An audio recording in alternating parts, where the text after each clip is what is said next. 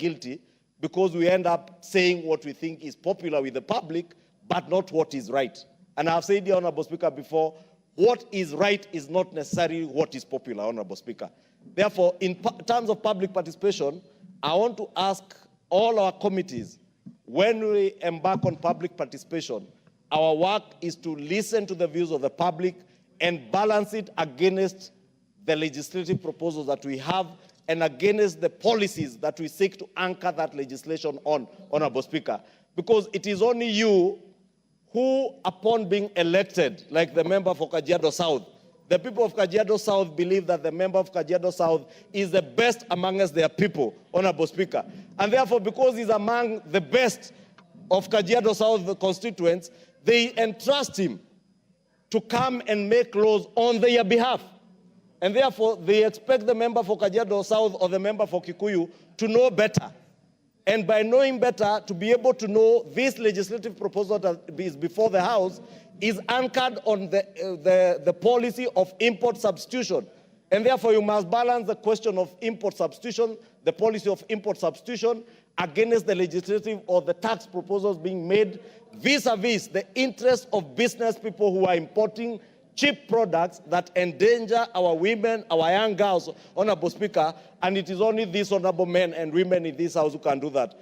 Therefore, in conclusion, Honorable Speaker, let me inform the minority leader that indeed the office of the Attorney General is in the wee hours of finalizing on the public participation bill, a substantive bill that now, even further informed by what the Supreme Court has said, will guide our public participation exercise moving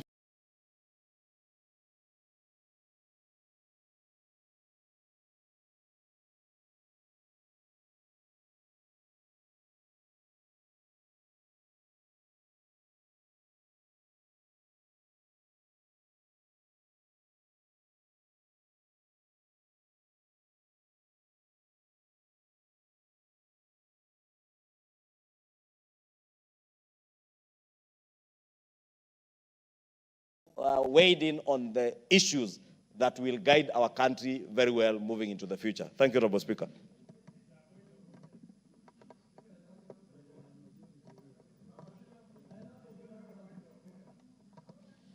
Thank you very much, Honorable Speaker. Honorable Speaker, I also want to join my colleagues, the minority leader and the majority leader. Number one, in commending and appreciating the judgment made by the highest bench, the Supreme Court, as far as public participation is concerned, Honorable Speaker. Honorable Speaker, there was, like the minority leader has said, this can only be related to a study in jurisprudence, Honorable Speaker, that you and I know on a particular case. We call it the Spelunchian Explorers case, Honorable Speaker, and you and I know that very well, where because of lack of written law and quality jurisprudence that would have either convicted or acquitted the explorers, the Spelunchian explorers, Honorable Speaker, there arose confusion in the bench where we found the Chief Justice hardly making decisions in that case. We found a positivist in the bench, I think Justice Keane. We also found a clear naturalist and one who even never wanted to touch. This question of public participation, Honorable Speaker, has brought a lot of confusion within our high courts and within our courts, Honorable Speaker, where one judge's view in the high court in Kajiado, another judge's view in Kisii, another judge's view in Kerugoya, another one in Mombasa, and another one in South Mogrango. Very soon we'll get a high court in South Mogrango. We are lucky.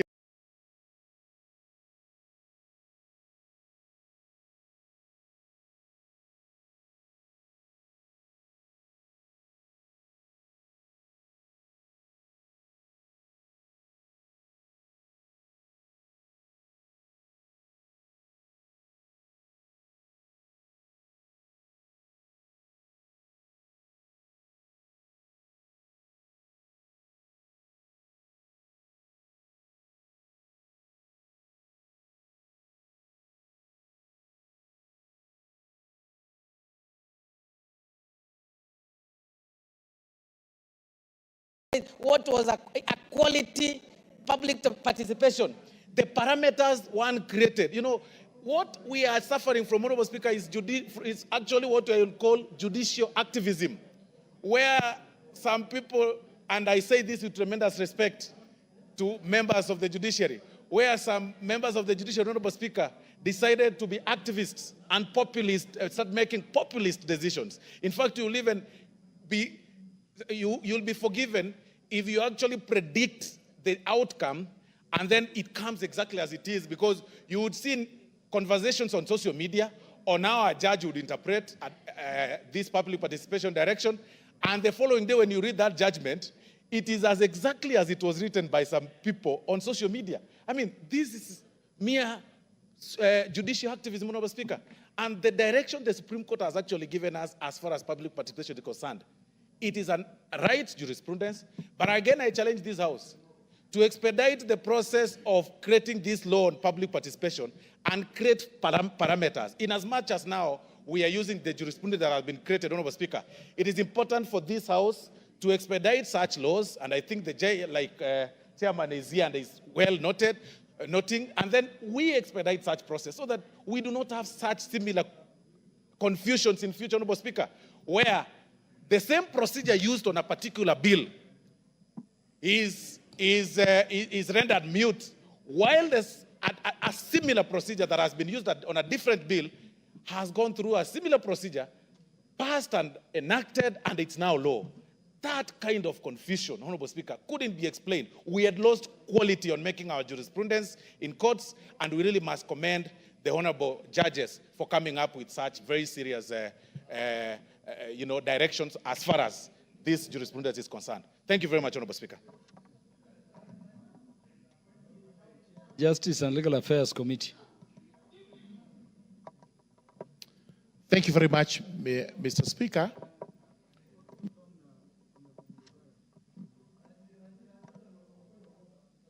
I've not allowed you to speak. Yeah, it takes the speaker to recognize you. When the speaker doesn't and you insist, you become disorderly, and it may cost your presence in this afternoon. Yes, so you are not yet recognized.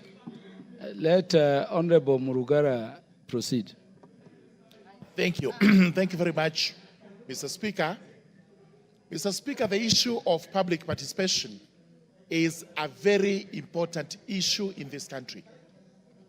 And we allowed the Supreme Court for the interpretation and the guidance it has given to the House and to Kenyans as regards what exactly is public participation and to what extent should this House consider views collected from the public during public participation.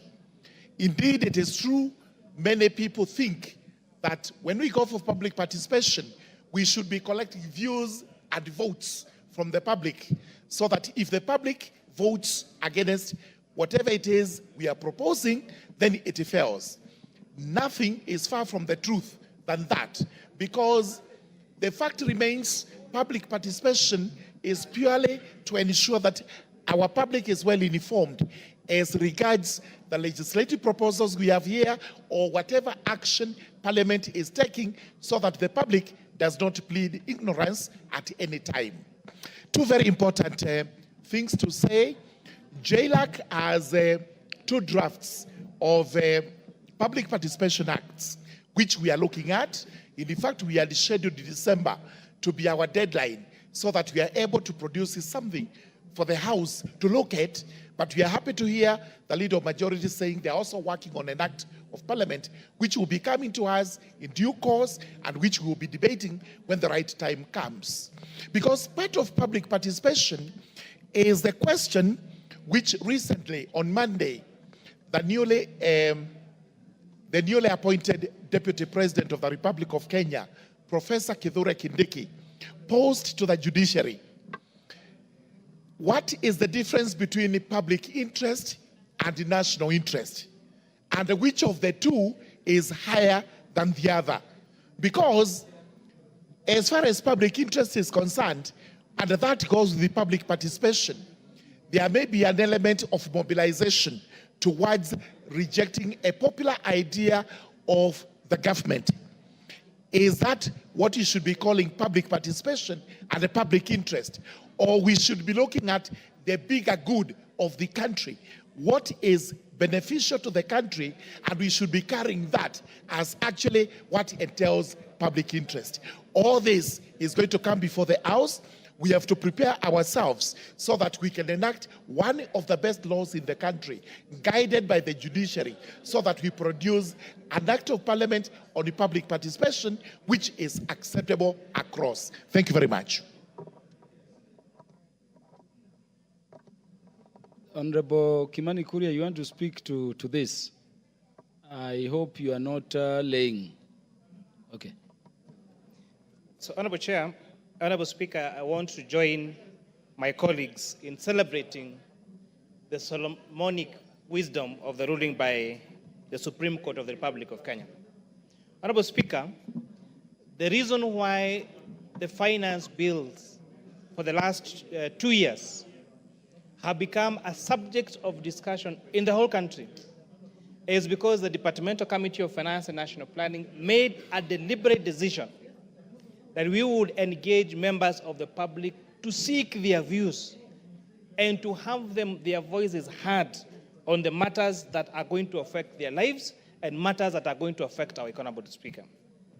I, however, noticed, Honorable Speaker, that during the process, perhaps what we should have started with was civic education on what is a law-making process and how is a law-making process done. Because, Honorable Speaker, we saw even very educated people display their ignorance on the process of lawmaking. Honorable Speaker, I dare say that we had one of the most progressive reports that the Finance Committee of Finance and National Planning Committee tabled in this House, and this Honorable House approved at the third reading. The issues that members of the public were raising had sufficiently been addressed in our report. And how we are finding now, Honorable Speaker, now, is that those matters that should have been passed in, for example, reducing the weight of taxes on payslips by making these statutory deductions like SHA and housing levy become tax allowable for payee, were matters that we had considered. Honorable Speaker, we have thousands, if not millions, of Kenyans that were locked out of tax amnesty, a matter that we had considered and extended the tax amnesty to next year, where we are saying you pay your principal tax, or you have a commitment to your principal tax, and you have your interest and penalties all forgiven. But, Honorable Speaker, these matters were left, and we are hoping that as we consider several other legislative proposals that are coming to this House, that both the House and the members of the executive should consider civic education. And I'm happy because even our civil societies and our activists and even upcoming politicians have now taken upon themselves to understand how laws are made in this country. Honorable Speaker, even as we had the previous discussion about the impeachment of the Deputy President, there were questions about comparing how the process of assumption of office of a Deputy President was compared to that of the President of Botswana. Honorable Speaker, the difference is we have our 2010 Constitution, we have several laws in this country that spearhead such a program. And until a time when we change our Constitution or we change those laws of Parliament, those particular statutes and laws, then that will be the procedure. And therefore, I'm urging Kenyans that during the various respective legislative proposals that are coming to this House, the bills that are coming to this House, let us follow our Constitution, let us follow our laws to do it according to the laws of the Republic of Kenya. And let us take time to understand the lawmaking process, because unfortunately, we have no shortcut, because we must adhere to our 2010 Constitution as passed by the majority of people in this country. I beg to submit, Honorable Speaker. As I will only give 2 more members the opportunity to comment, then we can go back to main business. The Honorable, the Deputy Majority Leader. to be followed by the Honorable Beatrice Elachi. Give me the mic. Honorable Speaker, thank you very much for giving me the opportunity. I want to weigh in what the Honorable Junaid has said about the ruling at the Supreme Court. Honorable Speaker, I want to say this, that the Supreme Court actually asserted the doctrine of separation of powers. The doctrine of separation of powers. The Supreme Court, what it has done is to say Parliament has work cut for itself, allow Parliament to do its work. The judiciary has work cut for itself, allow the judiciary to do its work. And I think this is a landmark ruling, Honorable Speaker, delivered by the Supreme Court. And this ruling will allow this country to move forward, government programs to move forward. Otherwise, the article on public participation became the Waterloo in the Constitution itself, because the Constitution could not move forward, implementation of laws could not move forward, because it was always taken back by the issue of public participation. Honorable Speaker, if you allow me to say this, the High Court has continuously abused Article 165, 3D1 of the Constitution, which says that the High Court has jurisdiction on the interpretation of laws, including whether the law is consistent to the Constitution. That Article 165, Honorable Speaker, has been abused by the High Court in such a way that they became a supervisor of the legislature, which is not the role of the courts in this country. The courts cannot be supervisors. They have been given the mandate in the law, Article 165, to check and interpret to the extent to find whether the law is actually inconsistent with the Constitution. And I want to say this, the separation of powers must be respected. Parliament must be given opportunity to work. And this Parliament cannot be supervised by the whole High Court, but the High Court has a role to ensure what we pass here is consistent to the Constitution. Honorable Speaker, they picked the issue of public participation and wanted every law to fall on the sword of public participation. But I want to thank the ladies and gentlemen at the Supreme Court for asserting that we need to give Parliament an opportunity to work by actually giving that ruling, Honorable Speaker. I think Parliament and the nation. Otherwise, I would also say we also need to ensure that the courts do public participation on every ruling that they want to make, so that it becomes cross-cutting. But I want to join Honorable Junaid for bringing this up, Honorable Speaker, and I want to thank the court and the Chief Justice for ensuring that now the issue of public participation will not be allowed to continue to abuse the authority of Parliament. I thank you, Honorable Speaker. Honorable members, we need your numbers. For those who are leaving, we want to request for your patience because we need your numbers in order number 8. You remember we re-altered the order paper, awaiting some good numbers. So may I request that we allow Honorable Beatrice Elachi to say something to this, then we go back to the orders which require your numbers. We ask for your patience to stay within. Thank you, Mr. Speaker. Mr. Speaker, let me also appreciate our minority leader for bringing this matter. Mr. Speaker, for me, I want to thank the Supreme Court because they've gone back to the act of the Supreme Court. That indeed the purpose of why we had the Supreme Court in this country and we really wanted as an aspiration for this country was which court will be there for public interest. And when you look at the objects of the Supreme Court Act, it is very clear, especially at C, that they need to develop rich jurisprudence that respects Kenyans' history and traditions and facilitate its social, economic, political growth. And Mr. Speaker, when you look at all the cases we've gone through, one of the things that the High Court has always disregarded is public interest. What is this good? You find that in a judgment, Mr. Speaker, this is the same arm of government that has already received resources, it has spent that resources, and then you nullify the whole bill. But you are an arm of government that is spending also. And then there you wonder, what just happened in our country? So for me, we have gone through a rough time of public participation. Until the last one of Kerugoya, we had to go now to constituencies. At least we've come now to an agreement of both arms that indeed you need to notify, you need to ensure. Remember, Mr. Speaker, Kenyans are not the type where you will force them to come for public participation. And some will come and they will want you to facilitate them also to go. So it is not something they come willingly. So it is something that has really hurt many of the decisions that we have made. But also, just as I said in the morning, there is need also now we speak to the Senate. Because most of these cases, it is not about the courts. It is about us ourselves taking each other to court, which we have to now rethink. But lastly, we need to go back to court to appeal also the case of CDF to the Court of Appeal. As much as we know we are going to change it, it is important to appeal, that there is a court that will understand for public interest, a law that has been there that has served for more than 25 years. What else can you do if you are a court? And when you look at that judgment of NCGDF, you wonder where the judges were reading. It is absolutely very unfortunate, that judgment.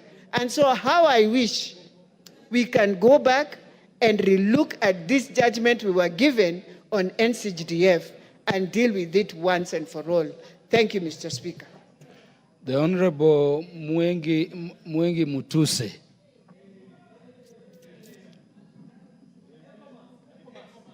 Ekomas Mwengi Mutuse. Thank you, Mr. Speaker, for the opportunity to contribute on the important question that has been brought by the Honorable Junet Mohammed. To my understanding, Mr. Speaker, Supreme Court is a court that is supposed to balance between philosophical, technical, and the political interests of a country. And if you look at the historical foundations of the creation of Supreme Court right away from America, you realize that it is a court that is supposed to create stability in a country. And therefore, for that particular purpose and for that historical understanding, allow me to join the rest of the members of this House in congratulating our judges of the Supreme Court in so far as balancing the philosophical, technical, and political interest in determining the place of public participation in our governance system. Having said that, Mr. Speaker, and having had a cursory look at the decision of the Supreme Court, I realized that the Supreme Court did lay grounds, factors, and the test that is to be relied upon in terms of initiating public participation for legislative work and for decisions on policy matters, in terms of how those decisions are going to be processed through the legislative system, but also importantly, the test upon which courts of law are going to use to determine whether public participation indeed has been applied satisfactorily, both qualitatively and quantitatively. And therefore, the invitation to this House to enact swiftly a law on public participation is most welcome. As my chairman, the Honorable George Gitonga Morogara, has said, in the Justice and Legal Affairs Committee, we had begun to look at ways of closing this gap because we were also aware, as a committee of the House involved in matters justice and matters law, that we cannot continue having a legal lacuna in terms of public participation. Because, as members have aptly put it, a lot of legislation, very good for the country, has been shot down because of misunderstandings. Just different judges reading from different scripts as to what is the place of public participation. And I will therefore be very supportive when finally the state publishes the public participation law in line with the decision of the Supreme Court. But also importantly, Mr. Speaker, as this House considers the question of public participation, we may also need to consider the question of a referendum law, because hand in hand with public participation is the place of a referendum in our governance system. And therefore, we'll be also urging the majority leader to also liaise with government so that even as we enact a law on public participation, we also enact a law on referendum so that the country is adequately resourced legally to deal with these two issues. I thank you, Mr. Speaker, for the opportunity to contribute. And I want to assure the House that having successfully impeached a deputy president, I am not going to impeach any other person soon, because we cannot go lower than that. Thank you. I think we allow the members who have spoken to the matter to speak on behalf of the whole House. Call order number 8. Order number 8, motion, report of the Committee of the Whole House on the Kenya Drugs Authority Bill, National Assembly Bill number 54 of 2022. Question to be put. Yeah, honorable members, I order. Honorable members, I now put the question that this House do agree with the report of the Committee of the Whole House on its consideration of the Kenya Drugs Authority Bill, National Assembly Bill number 54 of 2022, up to clause 79, and seek leave to sit again. Will as many as are of that opinion say aye? Aye. Will as many as are of a contrary opinion say nay? The ayes have it. Next order. Order number 9, motion, first report on the implementation status of House resolutions on committee reports and public petitions. Mover to reply. Again, the chairperson of the Committee on Implementation to reply as briefly as possible. We want to put the question to this one. Thank you, Mr. Speaker. I beg to reply, and I want to thank the honorable members for their contributions, Mr. Speaker. And the most important thing that I want to ask those ministers and departmental heads, Mr. Speaker, that when they do budgeting, they need to include some money to enable the implementation of some of the resolutions, Mr. Speaker. Mr. Speaker, I want to donate only 2 minutes to Honorable Mwenje. The Honorable Raphael Wanjala, Chairperson, Committee on Implementation. If you intend to donate, you donate before you reply. So unfortunately for those members, they have been overtaken. Okay, Mr. Speaker, So just reply. I beg to reply. Thank you very much. Honorable members, let me also put the question to this. Honorable members, I now put the question that this House adopts the first report of the Select Committee on Implementation on the implementation status of the reports on petitions and resolutions passed by the House, laid on the table of the House on Thursday, 26th October 2023. Will as many as are of that opinion say aye? Aye. Will as many as are of a contrary opinion say nay? The ayes have it. Yes, we had reorganized the order paper. Can you go back to order 7? Order number 7.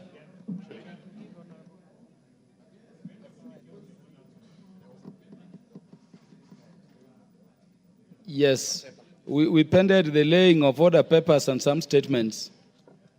The Chair, Departmental Committee on Finance and National Planning. Thank you, Honorable Speaker. Honorable Speaker, I beg to lay the following paper on the table of the House today, Wednesday, the 6th of November, 2024. The report on the Departmental Committee on Finance and National Planning on its consideration of the Equalization Fund Administration Bill, Senate Bill number 14 of 2032. Thank you very much. Please lay.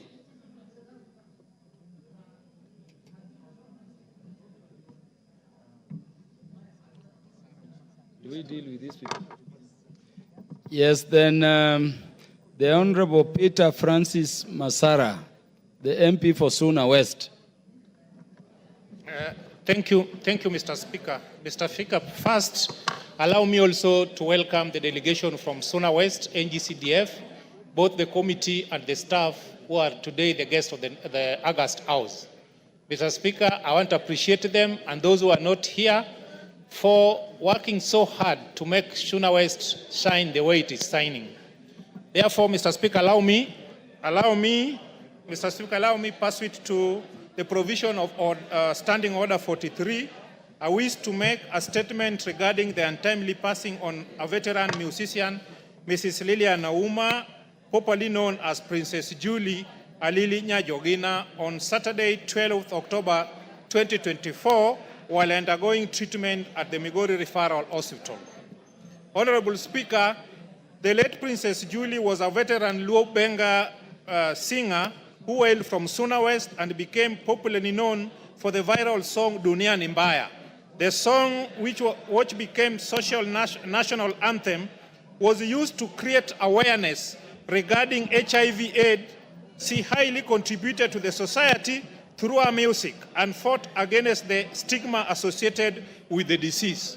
Honorable Speaker, on my behalf and the people of my constituency, I wish to take this opportunity to condole with the family and friends of the late Mrs. Lilian Auma, popularly known as Princess Julie, the musical fraternity, the people of Kenya at large, for the loss of a veteran musician. May her soul rest in eternal peace. Amen.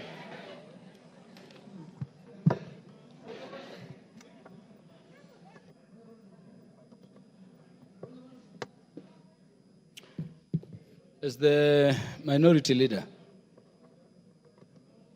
Mr. Speaker, I also want to convey my condolences to the family of Prince Julie. Mr. Speaker, Migori County has lost a very, very serious artist and a very serious person who has used music to teach people many things, Mr. Speaker. Mr. Speaker, as you are aware, Prince Julie, at the height of her career, when Kenyans were faced with the scourge of HIV/AIDS, Mr. Speaker, she came up with a set of music that has taught people how to behave and how to make sure that Kenyans live in a manner that they can stay away from that kind of disease, Mr. Speaker. Mr. Speaker, her burial is tomorrow. I want to say Paul to the family, Mr. Speaker. We have lost a great musician. We have lost a great artist, Mr. Speaker, and I hope and believe that one day somebody like her will emerge from our county who is going to be useful to the population, Mr. Speaker. Those few remarks, Mr. Speaker, thank you very much. Thank you, Honorable Peter Masara, for that statement, and thank you, Minority Leader, for that recognition to Princess Julie. On behalf of the National Assembly, we record our condolences, and we pray for God's comfort and strength to the family of Princess Julie. The Honorable Julius Unkuli. Mr. Speaker, pursuant to the provisions of Standing Order 44.2c, I rise to request for a statement from the chairperson of the Departmental Committee on Administration and Internal Security regarding two organizations known as SOS Mission and SOS Adventure operating in Kilgoris constituency. Honorable Speaker, several concerns have been raised regarding organizations that have established themselves near Olentore River in Kilgoris town under the names SOS Mission and SOS Adventure. It is unclear whether these two entities are distinct or are a single organization. At present, the majority of their employees appear to be foreigners. The organizations operate numerous heavy commercial lorries and other vehicles. Additionally, they have constructed a large warehouse and taken up premises to operate a restaurant.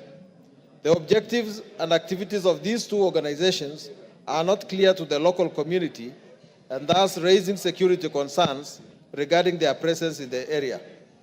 Honorable Speaker, it is against this background that I request for a statement from the chairperson of the Department Committee on Administration and Internal Security on the following. One, a comprehensive report on the foreigners who have settled in Kilgoris under the auspices of the SOS Mission and SOS Adventure. Two, provide information on whether the two organizations are duly registered and licensed to operate in the country and whether their employees have valid work permits. 3, details regarding the operations and activities of these organizations in Kilgoris. And 4, the exact relationship between SOS Mission and SOS Adventure. Thank you, Honorable Speaker. Is the relevant committee chair in the House? The Honorable Gabriel Tongo is not there. The able Vice Chair, the Honorable Dido Raso, is present. Would you commit on when you can give the statement? Thank you very much, Honorable Speaker.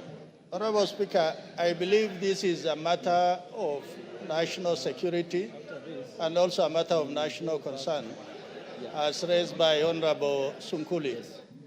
But also going further, You are saying this is within the realm of NGOs. Most likely, they might have been allowed to operate in Kenya by NGOs, but within 2 weeks, we'll be able to give a brief back to the House, Honorable Speaker. Thank you very much. Honorable Julius Sunkuli, you're satisfied by the commitment, no doubt. Yeah, of course, the 2 weeks, but I'm not looking at it from the NGO angle. I'm looking at it from the security angle, because these are people we don't know what they are doing, and 2 weeks is good time to do the research. So thank you for indulging the committee to that extent.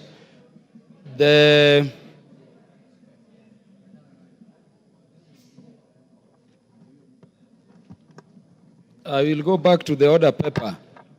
As a response to the statement request by Honorable Mohamed Ado, the Chair, Departmental Committee, Agriculture, Livestock Development. Do you have the response?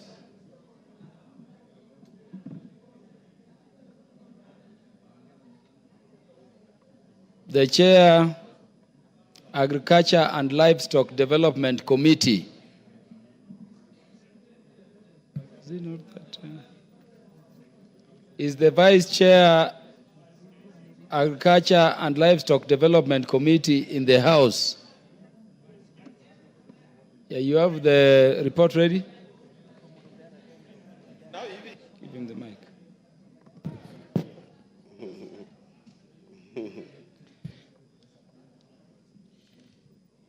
Yes,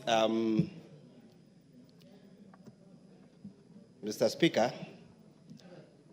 I have a statement regarding the status of the strategic promotion and development of dry land agriculture in Kenya. Is Honorable Mohamed Ado in the House? Yeah, good. Yes, we have a response to his statement.